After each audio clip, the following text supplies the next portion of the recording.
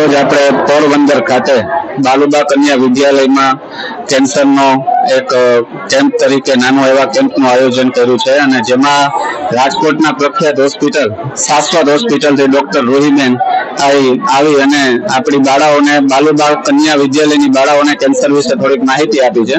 તો હવે આપણે જાણીએ તેના વચનોમાં કે તેને આવી અને બાળાઓને કેન્સર વિશે શું માહિતી આપી છે। नमस्ते, बहुत बहुत आभार सबका हमें बालूबा का हमें यहाँ बुलाने के लिए।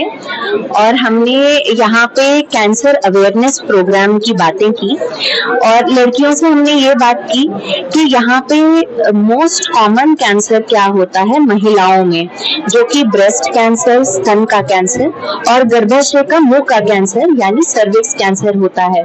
तो ऐसा हम क्या कर सकते हैं देखने के लिए कि कैंसर आए तो उसका ट्रीटमेंट कैसे कराना है और क्या हमें जागरूकता होनी चाहिए इन सब चीजों के बारे में। हमने ये भी बातें की कि घर में जो हम केमिकल यूज करते हैं खेती बाड़ी में वो हमारे लिए हानिकारक हो सकते हैं, तो उसके बदले हमें प्राकृतिक खाद का यूज करना चाहिए। गुटखा, मावा, तंबाकू बिल्कुल भी नहीं खाना चाहिए।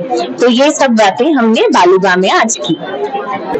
નમસ્કાર, આજે શાળામાં શાશ્વત હોસ્પિટલ તરફથી વિદ્યાર્થીઓમાં અવેરનેસ આવે, કેન્સર વિશે માહિતી મળે એના માટે કાર્યક્રમ રાખવામાં આવ્યો છે, જેમાં ખાસ કરીને સ્તન કેન્સર અને ગર્ભાશયના કેન્સર વિશે માહિતી આપવામાં આવેલી અને વિદ્યાર્થીઓમાં જાગૃતતા લાવવા માટે સૂચનો આપવામાં આવેલા।